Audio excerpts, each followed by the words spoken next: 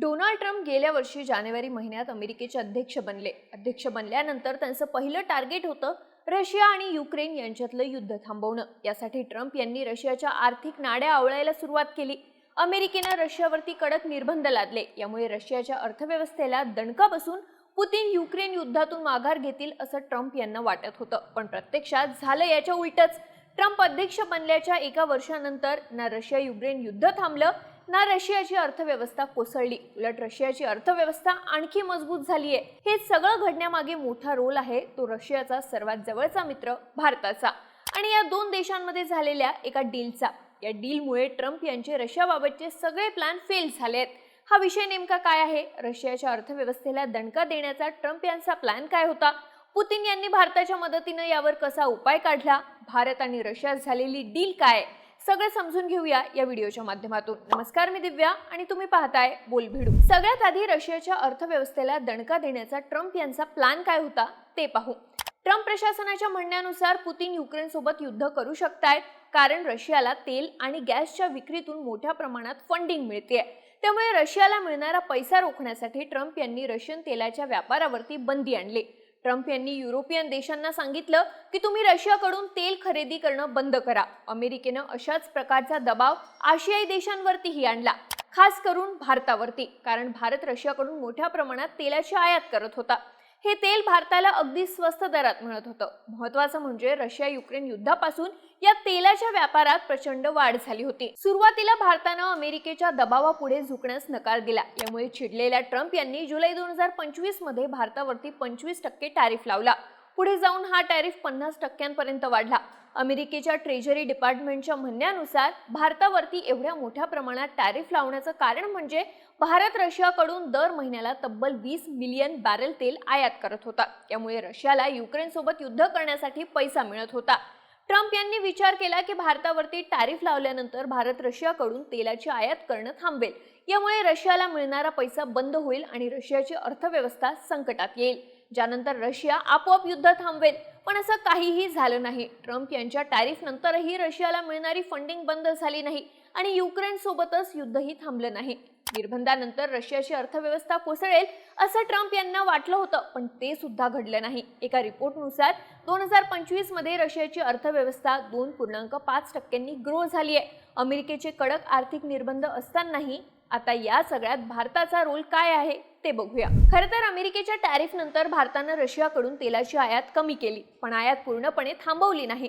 रिपोर्ट्सनुसार 2025च्या शेवटी भारतानं रशियन तेलाची आयात 15% कमी केली आहे. आता भारतासोबत तेलाचा व्यापार कमी झाल्यानंतर रशियानं दुसरी खेळी केली. ही खेळी म्हणजे भारतासोबत सोन्याचा व्यापार करण्याची. याबाबतची माहिती रशियन मीडियानं दिली आहे. रशियन न्यूज एजन्सी RIA नोवोस्तीच्या रिपोर्ट्सनुसार 2025च्या पहिल्या 10 महिन्यात भारतानं रशियाकडून $50 मिलियन किमतीच्या सोन्याची आयात केली. भारतीय चलनात ही किंमत 458 अब्ज रुपये एवढी आहे. ऑगस्ट 2025 मध्ये भारतानं रशियाकडून $2.34 कोटी किमतीचं सोनं आयात केलं. ही 2021 नंतरची सर्वात मोठी आयात होती. त्यानंतर ऑक्टोबर महिन्यात भारतानं $2.69 कोटी किमतीचं सोनं आयात केलं. रशियन मीडियानं हा डेटा भारताच्या वाणिज्य आणि उद्योग मंत्रालयाकडून घेतलाय. आता हा डेटा एवढा महत्त्वाचा का आहे? कारण ऑगस्ट महिन्यातच ट्रम्प यांनी भारतावरती एक्स्ट्रा 25% टॅरिफ लावला होता आणि त्याच महिन्यापासून भारतानं रशियाकडून सोन्याची आयात करणं वाढवलं. याचा अर्थ काय? तर अमेरिकेनं तेलाच्या व्यापारावरती निर्बंध लादल्यानंतर भारत आणि रशियानं सोन्याचा व्यापार चालू केला. सोन्याला एक प्रकारे जागतिक करन्सी मानलं जातं. त्यामुळे सोन्यावरती कोणत्याही देशाला सहजासहजी निर्बंध लादता येत नाही. याचाच फायदा घेत भारत आणि रशियानं सोन्याचा व्यापार वाढवला. खरं तर रशिया हा जगातला दुसरा सर्वात मोठा सोन्याचं प्रोडक्शन करणारा देश आहे.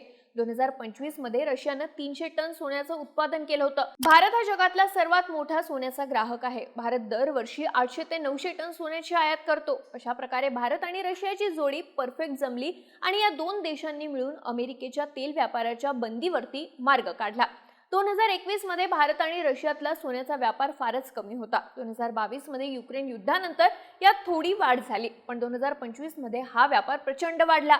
भारतीय कस्टम डेटाच्या रिपोर्ट्सनुसार 2025 मध्ये भारत रशियाकडून करत असलेल्या सोन्याची आयात तब्बल 300% वाढली आहे. त्यातही रशिया ज्याप्रमाणे भारताला स्वस्त दरात तेल विकत होता त्याचप्रमाणे सोनं सुद्धा स्वस्त दरातच विकतोय. रिपोर्ट्सनुसार रशिया भारताला मार्केट प्राइसपेक्षा 5 ते 10% स्वस्त दरानं सोनं विकतोय। यामध्ये रशियाला फायदा आहे आणि भारतालाही, कारण भारताला स्वस्त दरात सोनं मिळतंय तर रशियाला त्या बदल्यात फंडिंग मिळते। आता यावरती अमेरिकेचं काय म्हणणं आहे, तर ट्रम्प प्रशासनाच्या म्हणण्यानुसार हा व्यापार सुद्धा अमेरिकेच्या आर्थिक निर्बंधांचं उल्लंघन आहे, पण सोन्याच्या व्यापारावरती थेट बंदी नाही, त्यामुळे यात अमेरिका सुद्धा काही करू शकत नाही। आता भारतासोबतच्या सोन्याच्या व्यापारातून रशियाला जे फंडिंग मिळतंय त्याचा वापर रशिया युक्रेन विरुद्धच्या युद्धात करतोय। 2025 मध्ये युक्रेन विरुद्धच्या युद्धात रशियाने जवळपास $100 बिलियन खर्च केले। आता 2026 मध्ये रशियाचं आर्थिक बजेट $500 बिलियन आसपास आहे, ज्यापैकी 40% मिलिटरी खर्चासाठी वापरले जाणार आहेत। याचाच अर्थ रशियाच्या अर्थव्यवस्थेला हादरा देण्याचा ट्रम्प यांचा प्लॅन फेल गेलाय। अमेरिकेच्या टॅरिफ आणि निर्बंधानंतरही रशियाची अर्थव्यवस्था कमजोर होण्याऐवजी ती आणखी मजबूत झाली आहे आणि यामागचं कारण भारत आणि रशियातली ही गोल्ड डील आहे। तसं पाहिलं तर रशियाची स्ट्रॅटेजी फक्त भारताला सोनं विकण्यापुरतीच मर्यादित नाही, तर रशियानं आपल्या नॅशनल वेल्थ फंड मधूनही विदेशी करन्सी आणि गोल्ड रिझर्व्ह विकण्यासही सुरुवात केली आहे। मॉस्को टाइम्सच्या रिपोर्टनुसार रशियानं 16 जानेवारी 2026 ते 5 फेब्रुवारी 2026 दरम्यान रोज $16.5 कोटी सोनं आणि चीनी युआन विकण्याचा प्लॅन केलाय। याची एकूण किंमत $2.48 अब्ज एवढी आहे।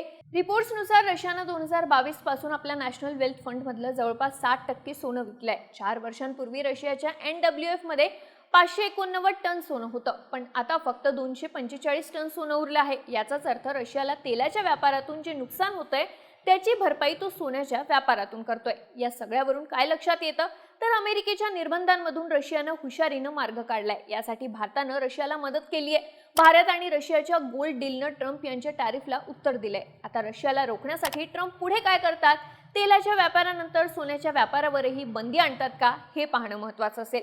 या सगळ्याबाबत तुम्हाला काय वाटतं, भारतानं रशियाकडून सोन्याची खरेदी करणं सुरू ठेवावं का? तुमची मताटीम प्रतिक्रिया आम्हाला कमेंट करून नक्की सांगा आणि माहितीपूर्ण व्हिडिओसाठी बोलबिडूच्या YouTube चॅनलला सबस्क्राईब करायला विसरू नका।